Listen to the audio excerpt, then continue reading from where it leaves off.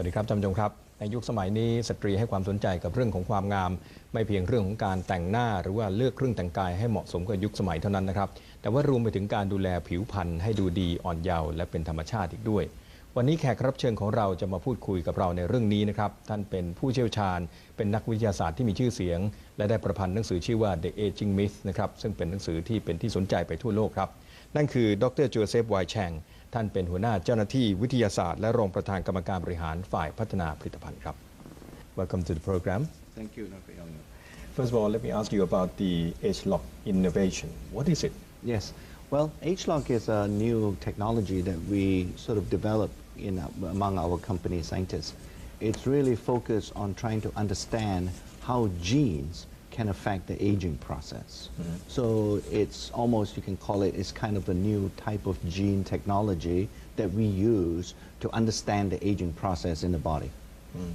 So, in brief, what are the causes of the aging process? Yes, and again, from many, many years of scientific research, we and other scientists in the United States, we are beginning to understand that the aging process is very much related to these sources of aging that are actually located at the genetic level.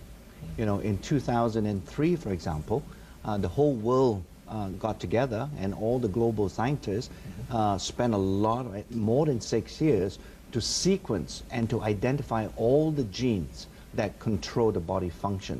And they've discovered there are roughly around 25,000 genes that control all the body functions in the body.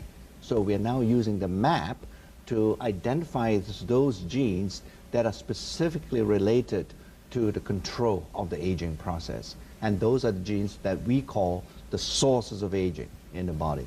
Mm-hmm. From your study that you have conducted, what have you found about this gene expression that can cause the aging? Well, what we have found is, in fact, you know, throughout many cultures, most likely also in Thailand, when we were young, we hear stories of people trying to look for this fountain of youth. Mm-hmm. And, you know, it's very popular. Maybe in the Thai language, you would be calling it another name, but everybody is like looking for this mystical fountain of youth. Well, I think all of these people in the past, they have been looking at the wrong places. In fact, this fountain of youth is actually in our body, and is actually those genes that I've been referring to that control the aging process that are the fountain of youth, you know. Mm-hmm. So, and we're beginning to understand now that although your mother and my mother gave me 50% of the genes, and your father and my father gave me the remaining 50% of the genes, and when we were born, and that makes our human body. But over time, we are beginning to understand now that many environmental factors and external factors affect how those genes behave. Mm-hmm. And if these environmental factors are not good, are negative, like pollution, mm-hmm. Smoking habits, you know, not eating right.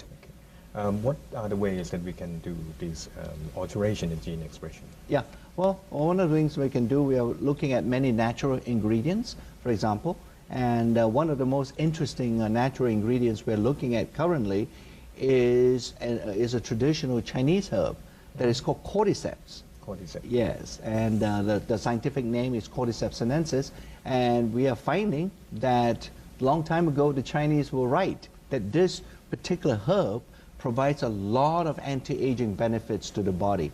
Mm-hmm. The difference is, 1,000 years ago, the Chinese didn't know how it acts. Now we know by testing that cordyceps, for example, yep. We are finding it affects many, many anti-aging related genes. Mm-hmm. And they restore the function of these genes, if you will. Mm-hmm. And our H-Lock technology gives us the ability and all the scientific tools to look at this particular genetic effect. Okay. So these particular herbs, cordyceps, how do human beings take that and cause some benefits in terms of the anti-aging? Well, one of the most important things with natural herbs is that you have to take the right dose, mm-hmm. if you will. And sometimes when you use the natural cordyceps and you use it in soups or in the foods that Chinese people eat, mm-hmm. You cannot control the dose.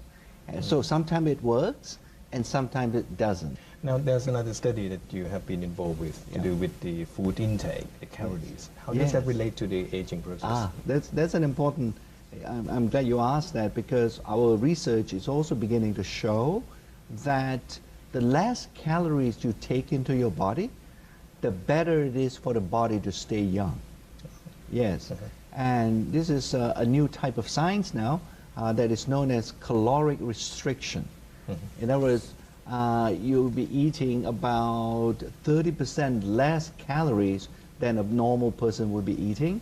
And if you keep that over time, it's many of the studies, especially in animals, and actually there's a monkey study that's going on for the last 30 years in the United States that shows that these monkeys live far longer than another set of monkeys that are not eating this caloric restricted diet.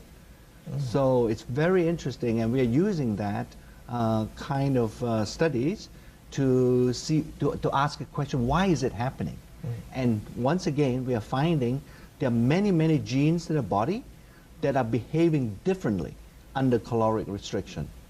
So, in brief, how would you suggest to the viewers at the moment to rejuvenate their skin, their response to life, become more active, more energized? Yes. I think there are many ways of maintaining what I call healthy aging, you know, to live better longer.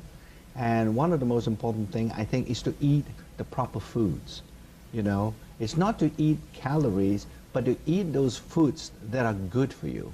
And I think the most important types of foods you should be eating would be fruits and vegetables. And in Thailand especially, I think you have available to you so many different kinds of delicious fruits that just choose the most colorful ones and to eat that as much as you can and eat less carbohydrates.